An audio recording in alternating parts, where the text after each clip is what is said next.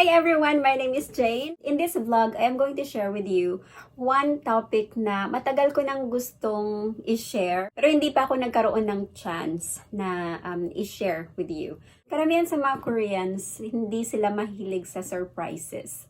So in that sense, Korean men and the Filipino men are really different. Most Filipino guys, mahilig silang magluto, bumili ng flowers, sweets, okay, presents, mag-surprise sa mga birthdays and all. Karamihan naman sa Korean men, especially sa mga married na, mga nakapag-asawa na, it seems na parang wala na silang, time, energy, or siguro creativity na gumawa ng mga ganong bagay. So that is why, kesa naman sa magmukmuk ako or alam nyo yon, sumama yung loob or whatever, I make it a point na ako yung bumili ng whatever present that I want on my birthday or on our anniversary. So what happens usually is my husband gives me cash.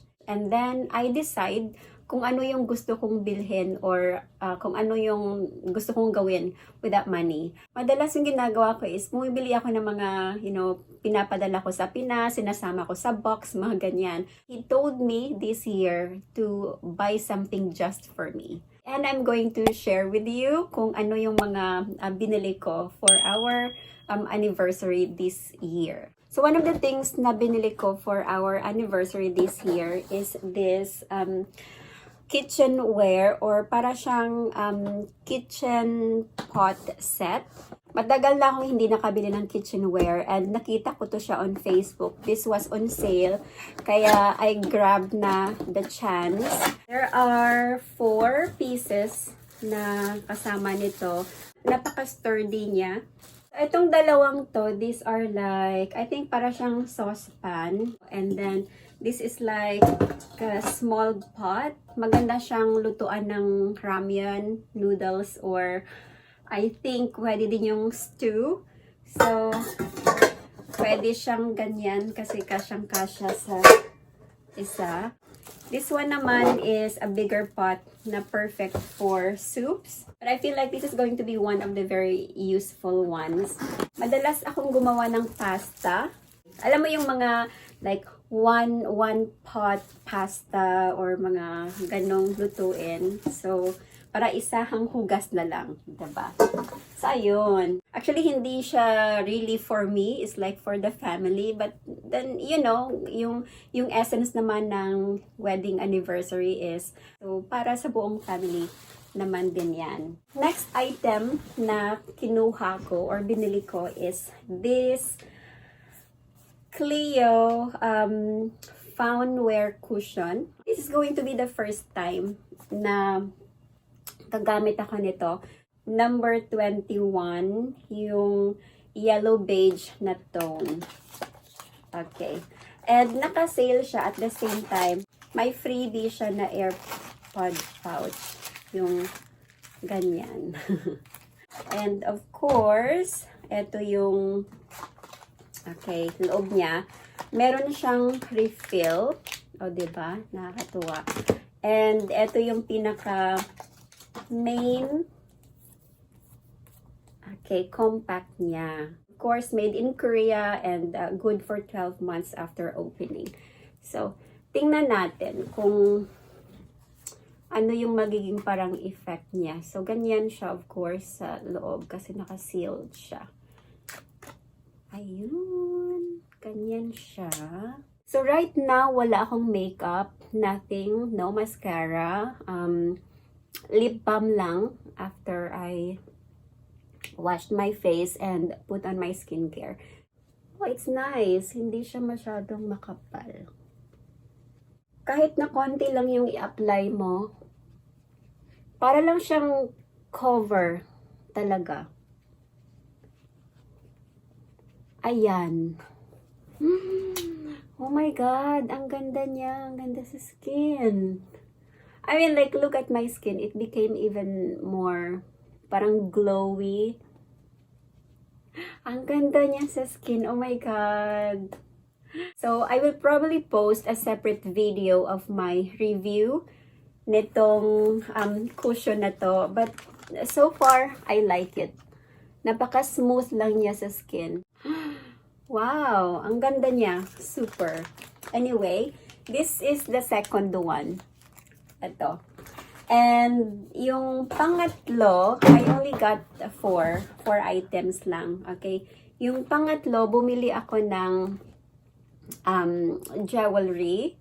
And for this year, I got myself a pair of earrings. Yung hoop earrings, kasi matagal ko nang gustong magkaroon ng hoop na earrings. Originally, gusto ko sana ng bracelet. Kaya lang, ang mahal ng bracelet na nakita ko. So, eto lang. This is 14K gold.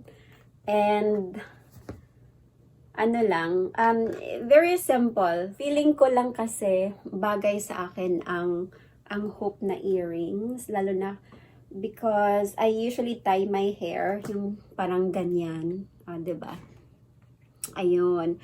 So, instead of, so nowadays, imbes na bumili ako ng bags or shoes, yung mga mamahaling bags, I decided na mag-invest na lang sa gold jewelry. Kasi, at least, diba, if ever na,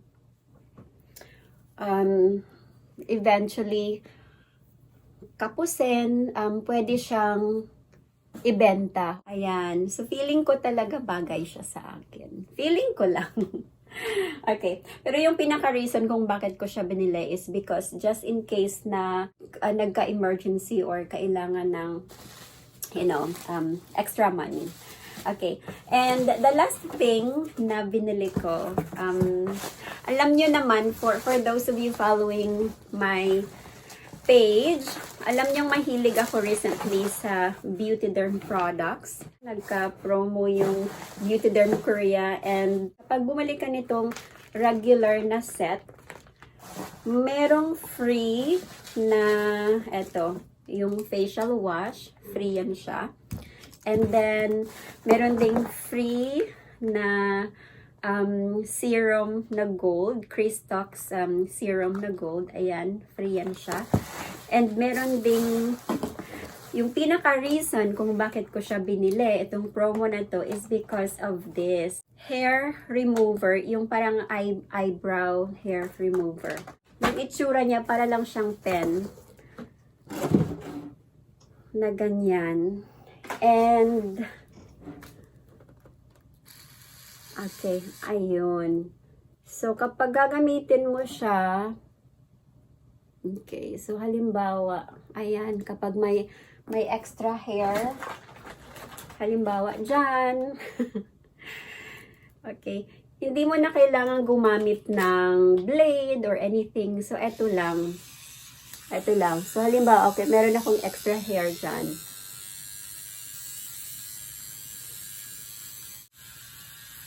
Ayun.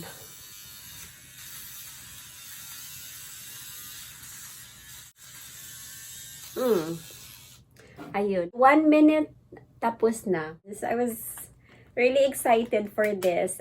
So, ito yung pinaka-reason kung bakit kinuha ko itong promo na to. So, madami siyang free. And then, yung seller, si Beauty Derm Korea, binigyan niya ako netong tint. Color Cloud tint. Free din siya. Sabi niya, parang Christmas present na lang daw niya. So, this is Beauty Derm tint. Tingnan natin.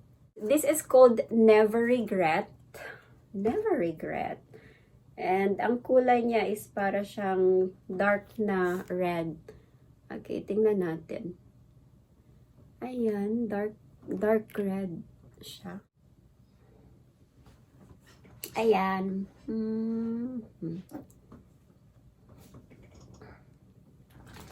Nakatuwa kasi menthol pala siya. So, it feels cool sa lips. Feeling ko mas maganda to siyang gamitin kapag summer season. Okay, so, ayun na nga. So, eto yung mga presents na binili ko for myself.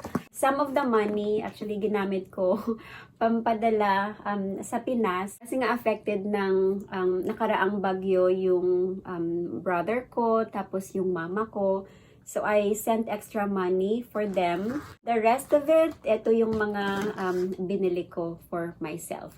So, ayun na nga, usually yung asawa ko, hindi siya mahilig alam mo na, bumili ng mga surprise present, parang ganyan. So, para happy lahat and hindi na rin siya mag-isip kung anong magandang present, ayun na lang, cash is the best present. And then, ako na lang bahala kung anong gusto kong gawin dun sa cash.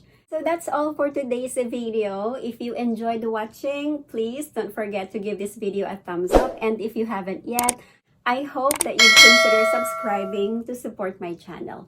So thanks again for watching and kita-kits sa sunod kong video.